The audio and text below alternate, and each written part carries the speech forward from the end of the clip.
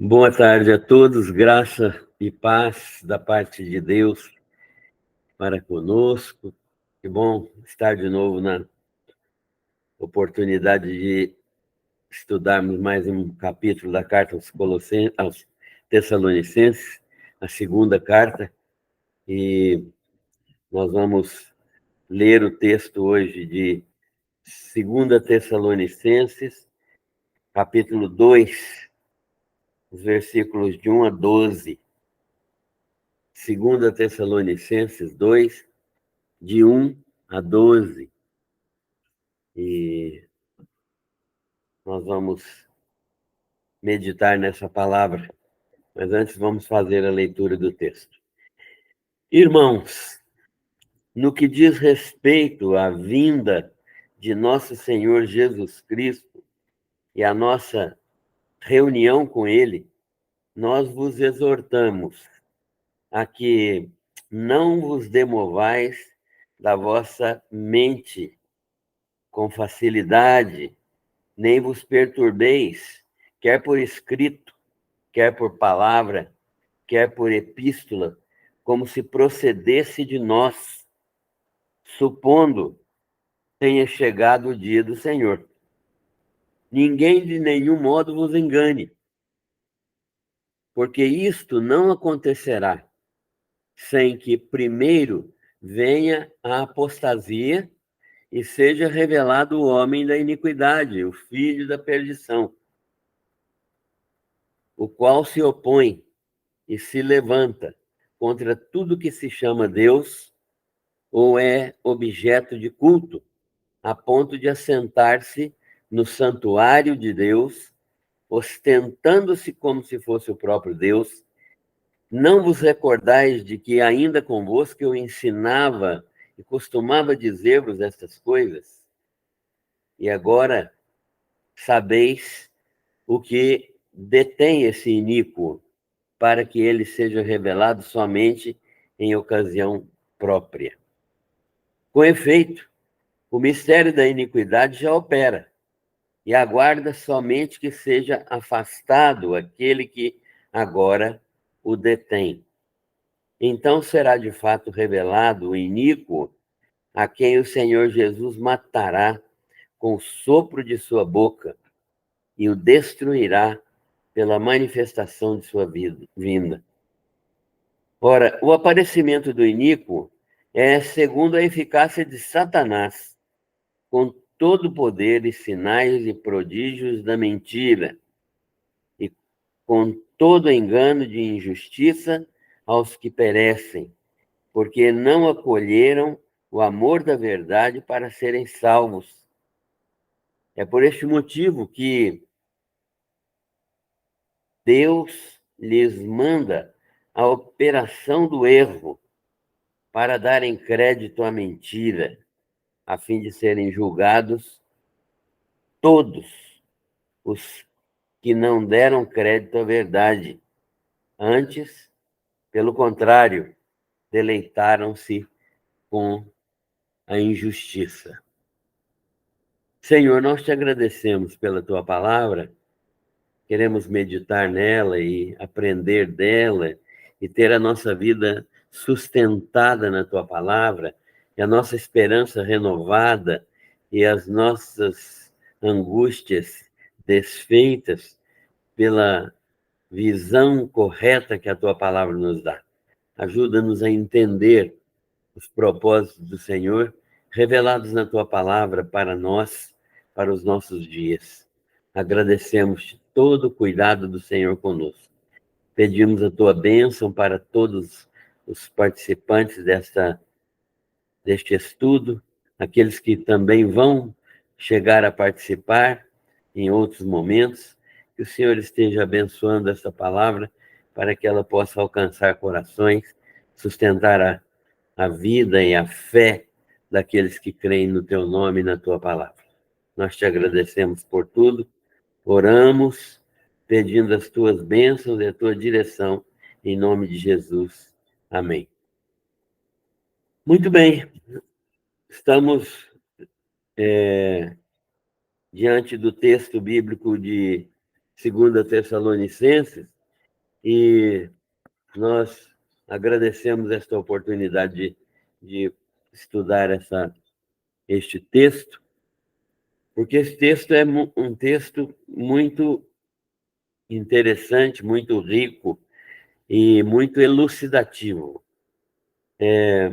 O apóstolo Paulo, após o texto que nós vimos na semana passada, em que ele reconhece a graça de Deus na vida dos Tessalonicenses e louva e glorifica o Senhor Jesus pela bondade e misericórdia dele, ele volta a falar agora de um assunto abordado na primeira carta. Na primeira carta aos Tessalonicenses, ele abordou o assunto da segunda vinda de Cristo. E ele havia ensinado a igreja, de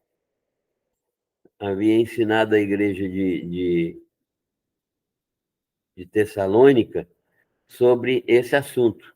No próprio texto que nós lemos aqui hoje, ele diz: não vos recordais de que ainda convosco eu costumava dizer-vos estas coisas?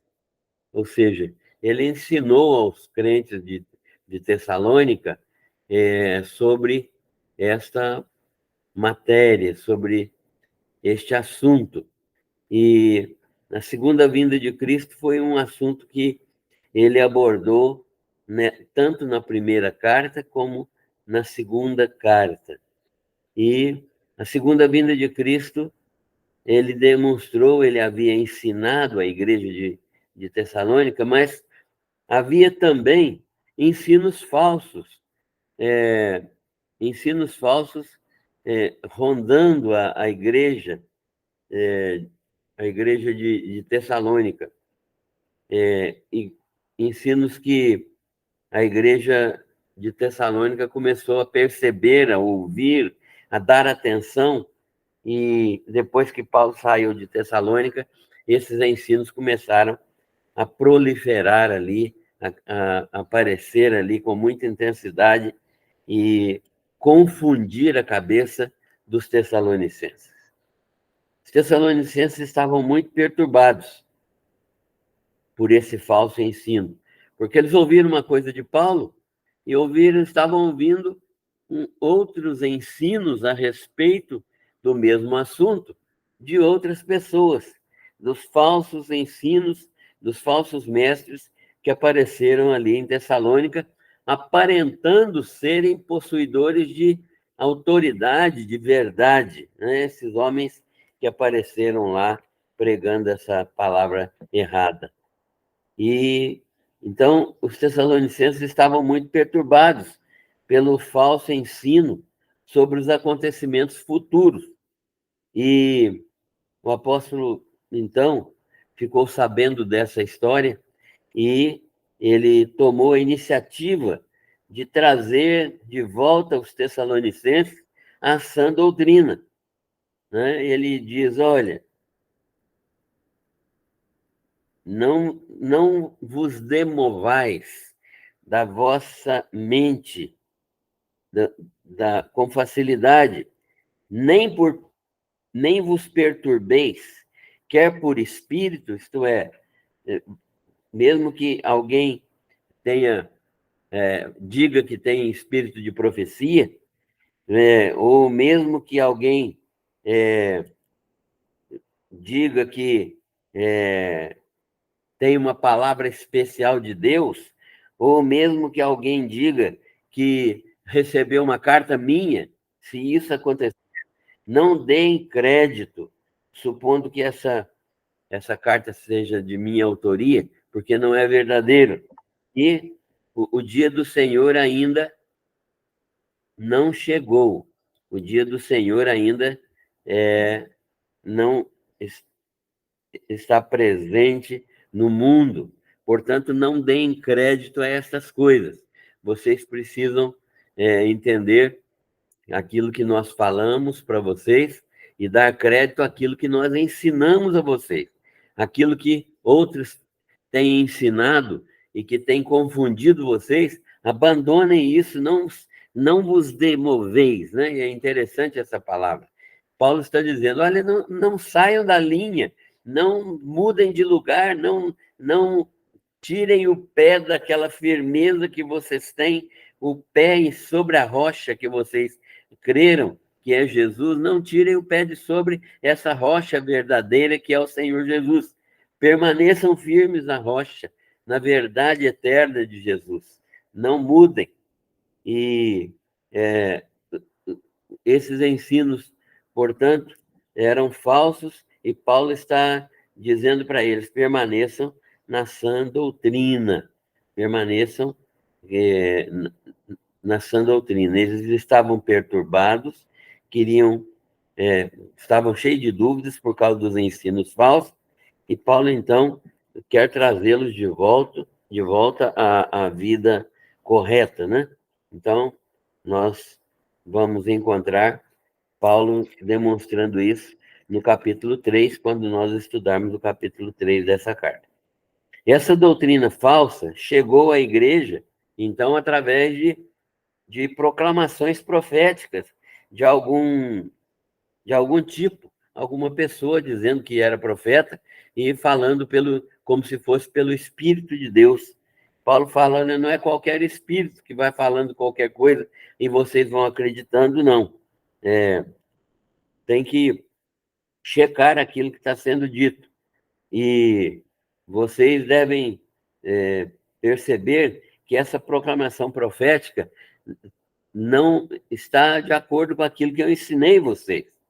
E nem por palavra, algum orador, algum ensino oral que alguém esteja ensinando, ou mesmo por escrito, como se fosse uma palavra minha, como se eu tivesse escrito uma comunicação escrita, supostamente enviada por mim. Eu não enviei nada a vocês, a não ser estas cartas que eu subscrevo, que eu assino. Então, vocês têm que prestar atenção nisso.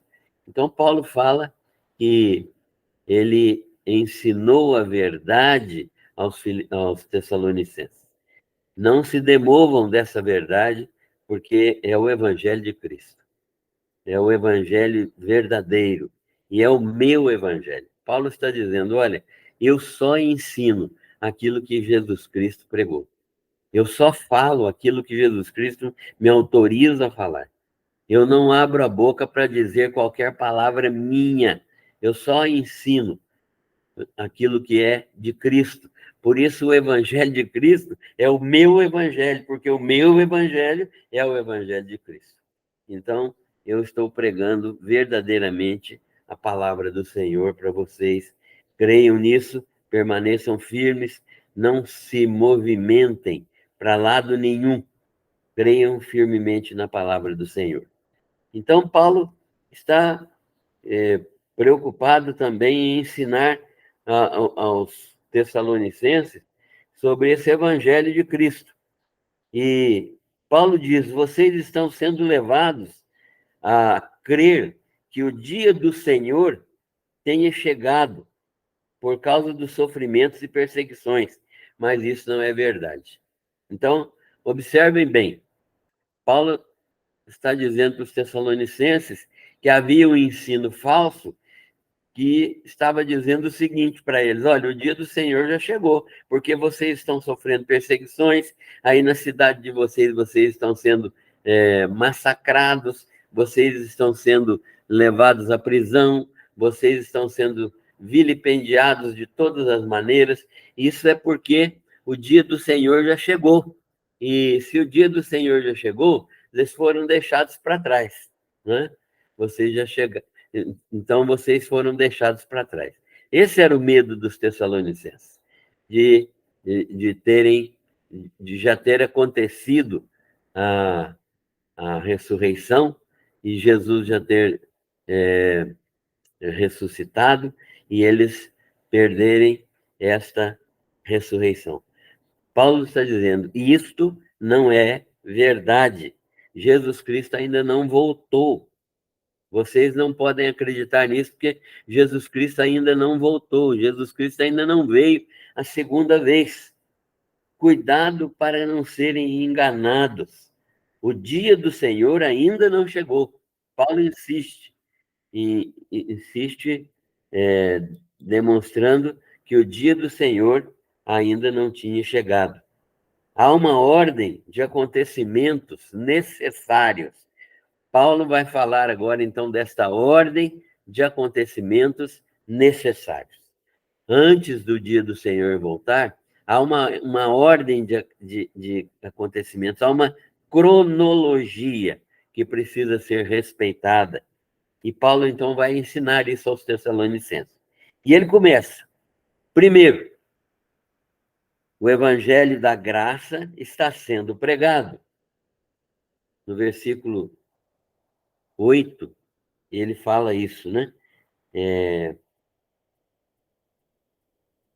Que o evangelho da graça, o evangelho de nosso Senhor Jesus Cristo, está sendo pregado. E ele anuncia o evangelho de Jesus Cristo. O evangelho da graça está sendo pregado e vai ser anunciado até que esta porta se feche. Olha o que Paulo está falando. Esse evangelho da graça que eu estou pregando a vocês, Tessalonicenses, e que vocês, no qual vocês creram e foram salvos, esse evangelho da graça vai ser pregado até um dia em que ele não vai mais ser pregado. Qual é o dia? O dia em que o último gentio, né, realmente tiver sido alcançado pelo Evangelho. Ou seja, até que a igreja se complete. Quando é que a igreja vai se completar? Quando o último eleito de Deus aceitar o Evangelho. Quer dizer, o último que nós estamos falando aqui é aquele que vai ser alcançado por derradeiro, né? Então, até que se complete o número de salvos que Deus conhece e que nós não conhecemos. Por isso, nós temos que pregar o Evangelho a toda criatura, porque nós não conhecemos. Mas quando atingir o número de salvos que Deus tem separado desde a eternidade, então o dia do Senhor poderá começar. Então, o primeiro fato é esse. O Evangelho da Graça está sendo pregado e ele vai ser anunciado até que esta porta se feche. Qual porta? A porta da graça. E quando essa porta da graça se fechar, conforme Romanos 11, 25 e 26, e quando o último gentio da igreja for salvo, então a igreja será tirada do mundo, certo? Não tem mais necessidade da igreja ficar no mundo. Por quê? Porque o último salvo foi alcançado pelo evangelho da graça.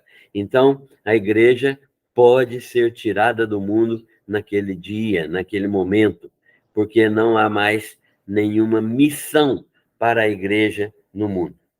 E essa situação será, então, a determinante do arrebatamento da igreja. A igreja será tirada quando o último gentio a ser salvo for alcançado pela graça de Deus em meio às tribulações deste mundo. Então, nós precisamos separar também agora duas situações. As tribulações circunstanciais, que são inerentes ao mundo caído, que são absolutamente consequência do mundo caído, e as tribulações que vão ser impostas por Deus no seu juízo contra as nações, contra Satanás, contra Israel rebelde. Então, a tribulação da qual a Bíblia fala, a grande tribulação, é um período em que Deus vai manifestar a sua ira sobre as nações, sobre Israel, sobre Satanás, e seus asseclas.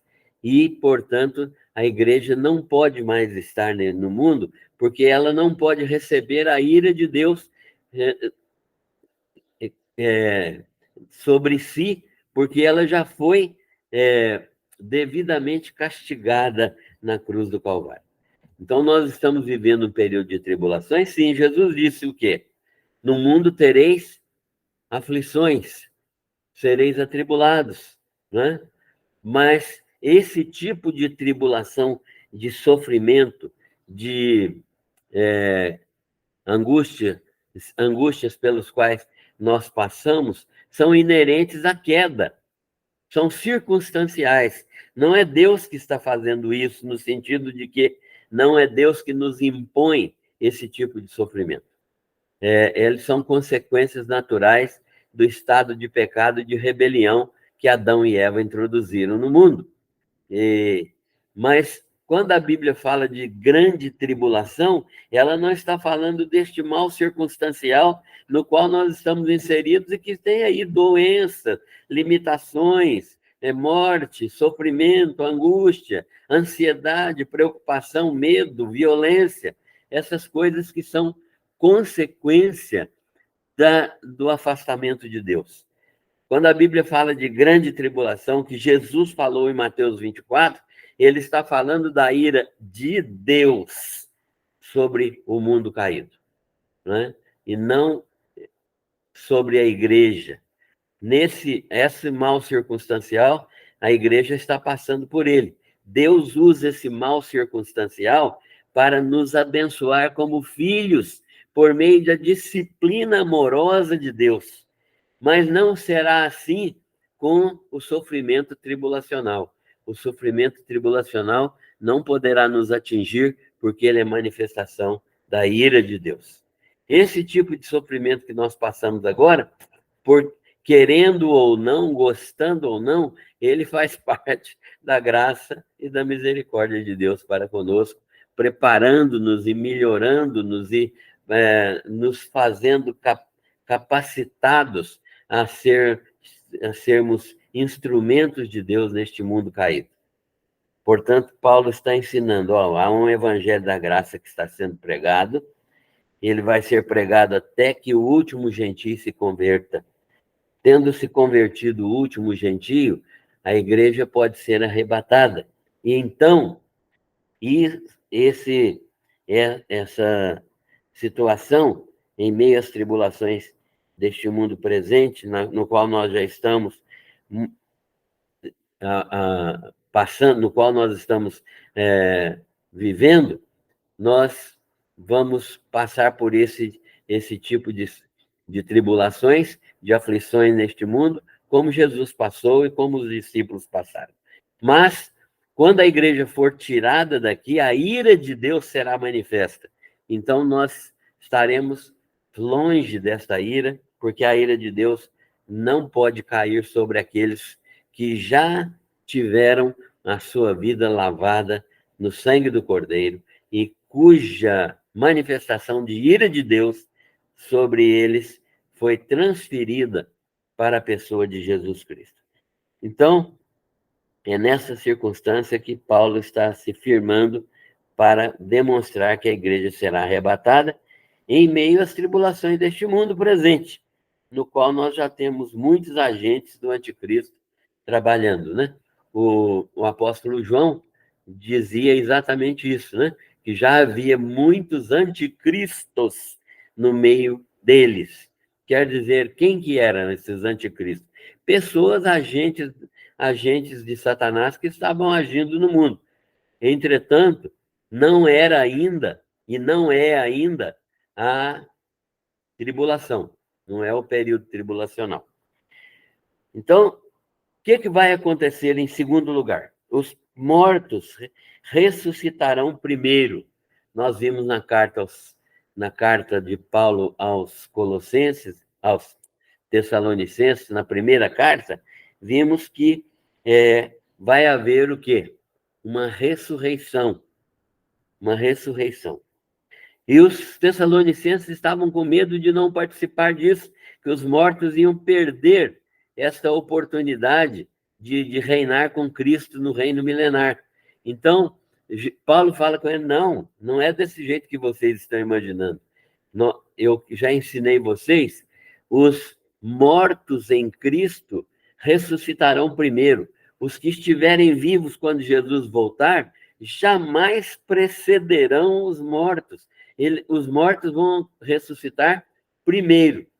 Depois que os mortos ressuscitarem primeiro, então os que estiverem vivos serão transformados e serão glorificados para encontrar o Senhor nos ares. O Senhor Deus, o Senhor Jesus, nós vamos encontrá-lo nos ares, nas nuvens. Esta fase da segunda vinda é uma primeira fase da segunda vinda, é uma fase invisível, quando os crentes serão tirados deste mundo sem que ninguém perceba. Somente os crentes vão perceber isso. O mundo não vai saber o que é que aconteceu. Vai perceber a falta, mas não vai ver, porque nós seremos tirados num abrir e fechar de olhos e encontraremos o Senhor nos ares, conforme nós lemos e estudamos na carta 1 de Tessalonicenses. Encontraremos com o Senhor nos ares. Então, os que estiverem vivos serão transformados depois que os mortos em Cristo tiverem ressuscitado, sem experimentar a morte. Então, e os dois exércitos, os dois grupos, né? O grupo dos salvos que estavam mortos e que ressuscitaram, e o grupo dos salvos vivos que foram glorificados, esses dois grupos subirão aos céus, encontrarão com Cristo nos céus, oculto pelas nuvens, e estaremos para sempre com o Senhor, conforme está escrito em Tessalonicenses, 1 Tessalonicenses 4, né? Paulo diz assim, porque porquanto o Senhor mesmo, dada a sua palavra de ordem, ouvida a voz do arcanjo e ressoada a trombeta de Deus, descerá dos céus e os mortos em Cristo ressuscitarão primeiro. Depois, nós, os vivos que ficarmos, seremos arrebatados juntamente com eles entre nuvens para o encontro com o Senhor nos ares. E assim estaremos para sempre com o Senhor. Então, consolai-vos uns aos outros com essas palavras. Então, este encontro da primeira fase da segunda vinda é nos ares. Ninguém vai ver isso, só os que participarem, os crentes que participarem. Tanto aqueles que estavam mortos, descansando, né? O sono da morte, e ressuscitados, e aqueles que estiverem vivos por ocasião da segunda vinda do Senhor Jesus. Mas vai haver uma segunda fase da segunda vinda, que é visível a todo olho. Zacarias diz que todo olho verá. E ele virá, então, com os seus exércitos e com os crentes que ressuscitaram, os crentes de todas as épocas ressuscitados e os crentes vivos que foram glorificados, voltando com ele como um exército, conforme está em Apocalipse 19. Então, Paulo está ensinando que os que estiverem nesta circunstância participarão do arrebatamento e estarão para sempre com o Senhor Jesus Cristo. Ou seja, nunca mais se afastarão, nunca mais serão separados de Jesus.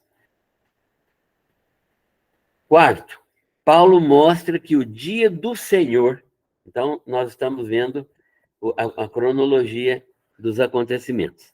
Em quarto lugar, Paulo mostra que o dia do Senhor é um período de ira de Deus sobre o mundo. O dia do Senhor aqui não é um dia de 24 horas. É um período de tempo longo. É um período de derramamento da ira de Deus. É um período de ira de Deus sobre o mundo. E ele é um período grande, longo. Vai haver uma apostasia. Paulo está dizendo, que vai demonstrar que nós estamos no dia da ira de Deus, ou nesse dia do Senhor, é que vai haver uma apostasia. Essa apostasia começa na igreja, a igreja apóstata. Nós estamos vivendo uma época de igreja apóstata. É por isso que eu imagino que nós não estejamos muito longe do arrebatamento, porque estamos já vendo uma igreja apóstata. Nós estamos vivendo o período do pós-cristianismo, né? Na Europa, nos Estados Unidos, no Canadá, nós já vivemos igreja pós-cristã. Não se crê mais no cristianismo da Bíblia. E Paulo mostra então que o dia do Senhor é um período de ira sobre o mundo e vai haver uma apostasia da igreja, é claro. E essa apostasia final, um afastamento de tudo que se chama Deus, conforme nós lemos, né? No texto de hoje, né? O texto de hoje mostra isso claramente, né? Que vai haver uma apostasia. O texto diz assim: ninguém de nenhum modo vos engane, porque isto, a vinda do Senhor Jesus, não acontecerá, o dia do Senhor, né? Não acontecerá sem que primeiro venha a apostasia e seja revelado o homem da iniquidade, o filho da perdição. Ou seja, o dia do Senhor é um dia que vai ter uma marca inicial. Essa marca inicial é a apostasia da igreja e a manifestação do anticristo. Não dos anticristos, daqueles que trabalham sob o domínio do iníquo, do homem iníquo, do homem da iniquidade, mas agora do próprio homem da iniquidade, da própria pessoa que vai encarnar Satanás neste mundo. E Paulo, então, mostra que isso vai acontecer, vai haver apostasia final, um afastamento de tudo que se chama Deus. E esse homem da iniquidade, da ilegalidade, um homem que odeia a Deus, que se coloca no lugar de Deus, que busca ser adorado como Deus, que vai se assentar no santuário de Deus, ostentando e exigindo adoração como se fosse o próprio Deus no templo recém-construído em Jerusalém. Então, irmãos, temos um outro sinal, a reconstrução do templo de Jerusalém, porque este homem da iniquidade buscará ser adorado no templo de Jerusalém. Ele vai, porque vai haver uma restauração da nação de Israel, do culto, né, a Deus em Israel, e para isso é necessário que o templo de Israel, conforme Ezequiel nos fala, conforme Jeremias nos fala, ele será reconstruído. Para quê? Para que haja adoração em Jerusalém. Mas este homem da iniquidade, ele quererá ser adorado no templo em Jerusalém, no lugar do trono de Deus, e ele requererá adoração ali. Ele terá feito uma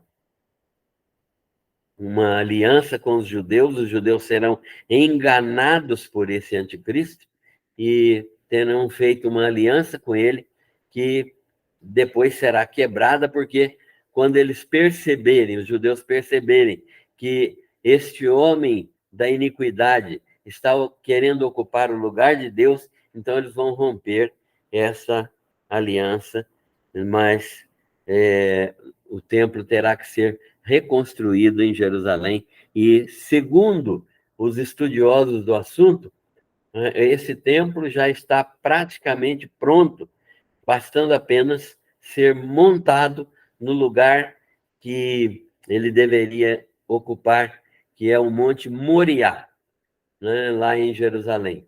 Mas nesse lugar onde o templo existia, tem uma mesquita muçulmana que precisa ser tirada de lá para que o templo venha ocupar o seu lugar. E, pasmem, o templo de Jerusalém foi construído por Salomão no Monte Moriá. O que é que aconteceu no Monte Moriá? O Monte Moriá é o lugar onde Abraão ofereceu o seu filho Isaque, foi levado a oferecer o seu filho Isaque ao Senhor em sacrifício.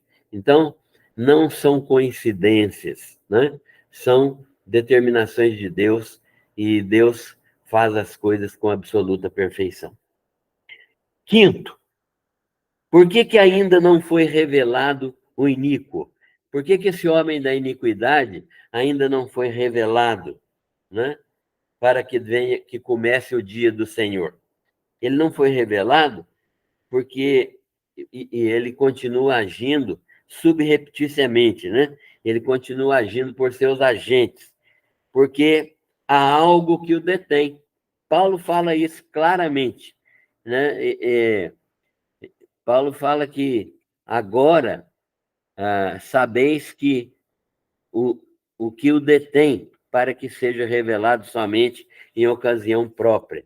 Paulo está dizendo, olha, esse iníquo só será revelado no tempo oportuno, porque há algo que o detém no momento.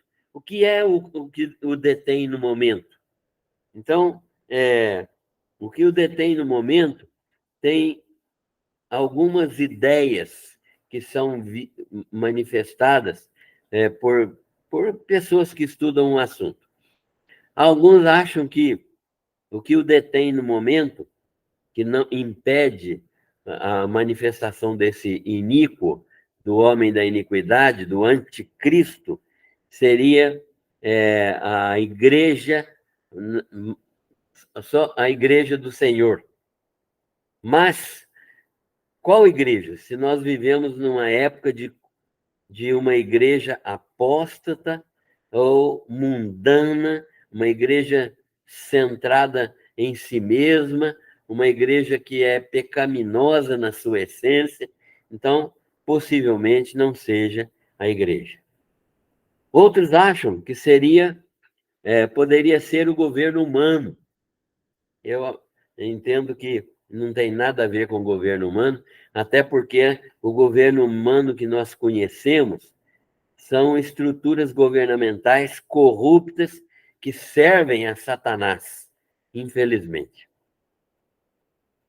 Uma outra situação poderia ser o próprio Deus por meio dos seus instrumentos angelicais. Mas a Bíblia não demonstra em tempo algum que os anjos participem disso. Então, não seria os anjos, os instrumentos angelicais de Deus, que seriam os instrumentos que cerceiam o aparecimento deste anticristo. Então, o que nós podemos ver que é verdadeiro e que tem todas as possibilidades de ser o instrumento que detém o aparecimento do anticristo no momento é verdadeiramente a igreja não apóstata, a igreja fiel, porque ela é a habitação do Espírito Santo. Então, é o próprio Espírito Santo de Deus habitando a igreja que não é apóstata, habitando a igreja verdadeira, habitando a igreja santa, né? Aquela igreja que permanece fiel, ele é o instrumento que Deus usa para o não aparecimento ainda do anticristo. Esse mistério vai ser revelado, mas só na ocasião oportuna, só na ocasião correta, conforme diz o apóstolo Paulo. Mas grandes grupos de cristãos genuínos creem que no arrebatamento a igreja será tirada, né? E como ela é a habitação do Espírito Santo, o Espírito Santo também será tirado deste mundo. Não será tirado no sentido de que ele deixará de estar no mundo, porque o Espírito Santo é onipresente, mas ele deixará de exercer sua ação restringidora. Essa ação restringidora contra o mal deixará de ser exercida, pelo Espírito Santo e pela igreja verdadeira. Então, essa ação do Espírito Santo deixará de existir, então vai se manifestar o iníquo, o homem do pecado, o homem da iniquidade, da ilegalidade. Esse homem vai se manifestar. Segundo o nosso Salmo 2, o livro do Salmo é um livro muito rico, e ele tem várias profecias. O Salmo 2 fala dessa situação, e fala que Jesus, ao retornar, matará o iníquo com o sopro da sua boca, com a espada da sua palavra, conforme o Salmo 2 demonstra que o próprio Jesus será rei sobre as nações e matará o iníquo com o sopro da sua boca. Então, nós cremos que o fator restringidor é verdadeiramente a igreja habitada pelo Espírito Santo, a igreja verdadeira, a igreja não apóstata, né? A igreja verdadeira que está presente no mundo. Né? Nós temos uma igreja verdadeira no mundo. Então, o dia do Senhor, conforme Paulo ensina, começa após o arrebatamento. Após o arrebatamento. Então, quando as pessoas falam que nós estamos no período da tribulação, não é verdade. Por que nós não estamos ainda no período da tribulação? Porque não ocorreu o arrebatamento. Simplesmente. Porque o arrebatamento não ocorreu. E a igreja não foi tirada deste mundo ainda. Nós estamos vivendo um tempo de sofrimento, de angústia, sim, mas são angústias e sofrimentos circunstanciais, do mal circunstancial, do mal que está presente no mundo por causa da corrupção de Adão e Eva. Não o mal, a ira de Deus manifesta sob a forma de tribulação. Né? Então, começa após o arrebatamento, o dia do Senhor. Passa pela tribulação, né?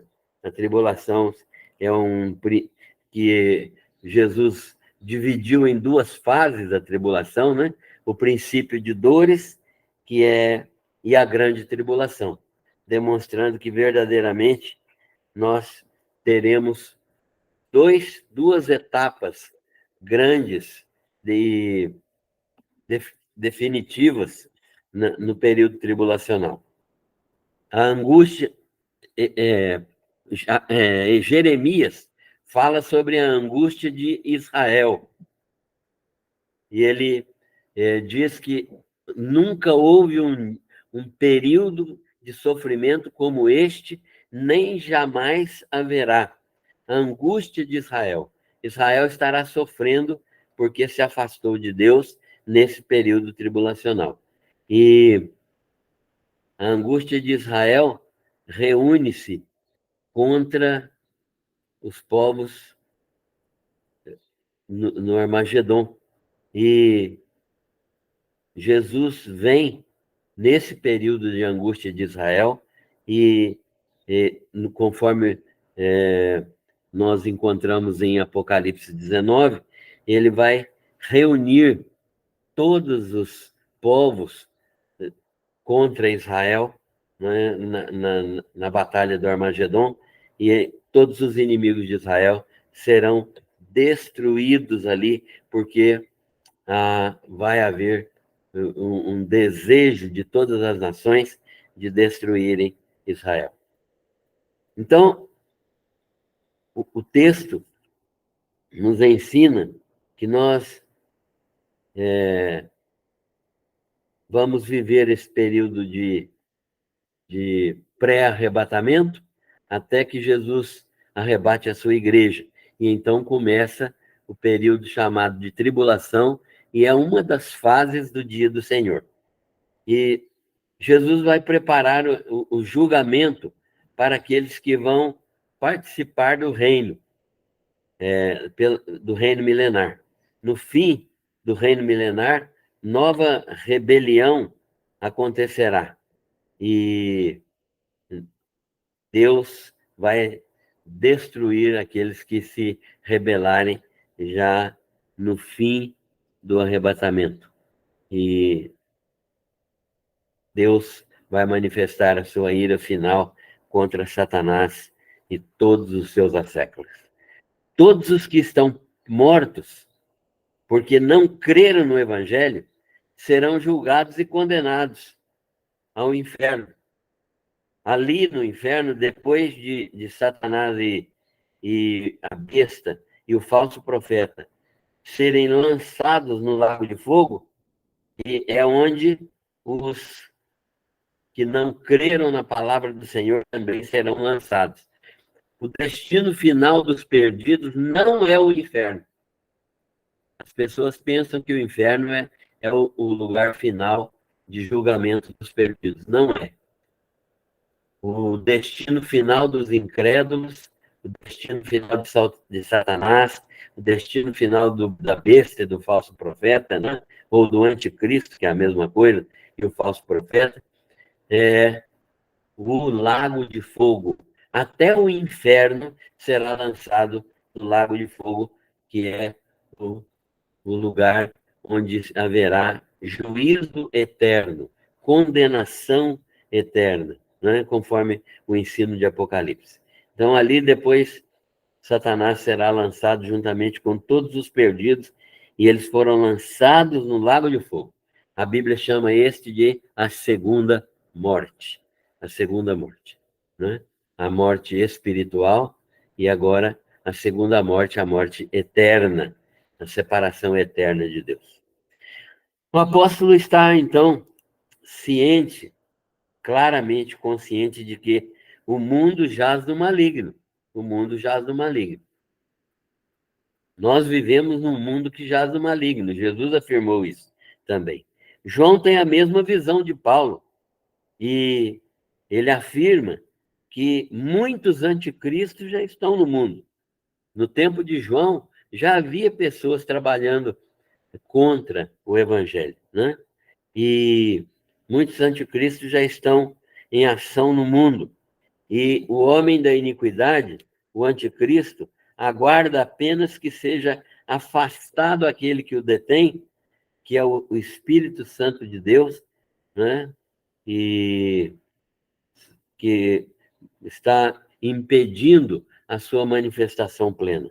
Então, esse anticristo vem no poder de Satanás. Ele vai manifestar o poder de Satanás com capacidade de realizar sinais e prodígios. Ele vai poder fazer coisas que nós nem imaginamos. Vai poder até ressuscitar pessoas no poder de Satanás. Mas é claro que esses são prodígios de mentira, né? Não é uma ressurreição permanente, como aquelas ressurreições que Jesus opera e que Jesus vai operar em todos os crentes. E esse homem da iniquidade, que opera no poder de Satanás, ele enganará todos aqueles que não creram na verdade com aquilo que é próprio, a prática da injustiça. Aqueles que, porque não amaram a verdade, nem obedeceram à verdade para a salvação, eles vão ser enganados e perecerão eternamente. A rejeição da verdade, portanto, a rejeição da verdade bíblica, da qual todos têm um conhecimento intuitivo, né? É uma situação que é verdadeira, né? Não precisa. Os homens têm uma noção intuitiva da verdade. Isso mostra que esses homens rejeitam a verdade que eles deveriam conhecer. Aliás, Paulo ensina isso aos romanos, que devendo glorificar a Deus, não deram glória a ele, né? Preferiram dar glória à criatura do que dar glória ao Criador. E a rejeição da verdade, portanto, da qual todos têm um conhecimento intuitivo, leva o Senhor Deus a entregá-los à operação do erro. É o que Paulo está ensinando aqui aos Tessalonicenses. Por que a operação do erro vai ganhando espaço? Porque as pessoas vão recusando crer na verdade. Então Deus vai entregando eles a essa disposição mental reprovável. E eles vão começando a crer cada dia mais na mentira. Quanto mais eles se afastam da verdade, mais eles creem na mentira. E creem que a mentira passa a ser a verdade deles, porque deram crédito, então, à mentira. E este é o motivo principal porque eles serão julgados. Porque não deram crédito à verdade, não aceitaram a verdade do Evangelho. Deixaram-se levar pela injustiça, e pior do que isso, deleitaram-se com a injustiça, né? Tiveram prazer na injustiça. Paulo, então, confirma que essas pessoas vão ser realmente condenadas, porque Deus envia sobre elas a operação do erro para eles darem crédito à mentira, porque eles decidiram rejeitar a verdade, a fim de serem julgados todos os que deram crédito não deram crédito à verdade, antes, pelo contrário, tiveram prazer na injustiça. Então, Paulo ensina os passos, né? A cronologia daquilo que vai acontecer na nossa experiência, na experiência dos cristãos, em relação aos dias futuros, ao reino de Deus, ao dia do Senhor, dia de juízo, dia de tribulação, dia de sofrimento, dia de angústia para Jacó, conforme Jeremias nos ensina. Bem, concluindo por hoje e aplicando a nossa vida. Primeiro, a realidade da segunda vinda é literal e visível. A segunda vinda de Cristo é literal e visível. A primeira fase da segunda vinda é visível apenas aos que vão participar dela. Ou seja, nós que vamos participar da segunda vinda de Cristo na primeira fase, ou ressuscitando, ou tendo os corpos glorificados, nós veremos. Mas a segunda fase, quando Jesus Cristo retornar a este mundo com os seus exércitos celestiais, nós estaremos juntos com ele como parte do séquito que o acompanha, como parte do grupo de salvos que o acompanha, né? E essa fase é uma fase absolutamente visível, uma fase que vai acontecer com todo o olho vendo, segundo o profeta Zacarias, que disse que todo olho o verá. Então, é uma realidade. A segunda vinda é uma realidade, né, em duas fases. A primeira fase é o arrebatamento, a segunda fase, 7 anos depois, né, que é o período tribulacional. Graças a Deus que esse período só dura esses 7 anos, né? Senão não escaparia ninguém.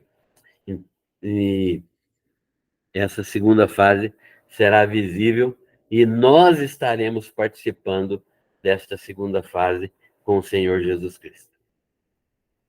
Segundo, a relação da segunda vinda com Israel. Então, tem a ver com a restauração do reino a Israel. Então, nós estamos vendo agora, nessas guerras aí que Israel está metido, né? Está participando, que vai haver, sempre houve e sempre haverá tentativas de destruição de Israel. por que tentativas de destruição de Israel? Por que essa situação tão complicada para Israel? O que isso tem a ver, né? Por que Israel é alvo dessa situação? Porque tem a ver com o retorno de Jesus Cristo. Jesus Cristo vai voltar para reinar sobre Israel e, portanto, essa nação precisa estar existindo, né? Essa nação precisa estar existindo, porque senão as profecias a respeito do reino não se cumprirão. A relação da segunda vinda com Israel é uma relação direta, porque Jesus vem para ser rei no trono de Davi. Então ele vai reinar. O anjo disse para Maria, quando ele avisou Maria que ela teria um filho, e ele disse para ela: olha, ele reinará sobre a casa de Jacó. O que é casa de Jacó? Tem gente que espiritualiza isso como se fosse igreja. Não tem absolutamente possibilidade alguma de ser igreja, porque casa de Jacó é uma casa de descendência, da descendência de Israel, da descendência de Jacó. Então, nós sabemos que essa situação é uma situação que garante que Jesus Cristo vai estar no reino de Israel, e isso garante também a existência de Israel. Então nós sabemos que Israel não pode ser exterminado.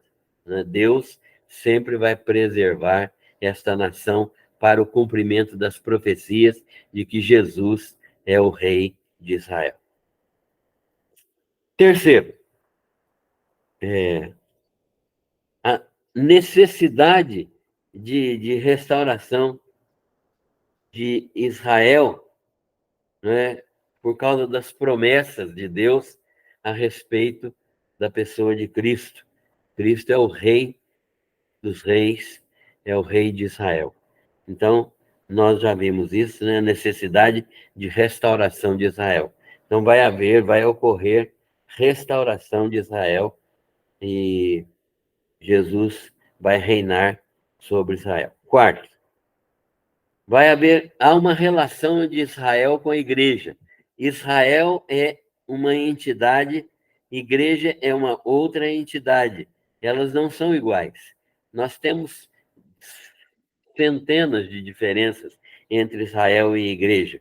A relação Israel e igreja é uma relação que é estabelecida, muito bem estabelecida por Paulo na carta aos Efésios. Paulo está dizendo que a igreja é um povo constituído de descendentes de Abraão pela fé. Então, judeus e gentios constituindo um novo povo, não é? Que é a igreja.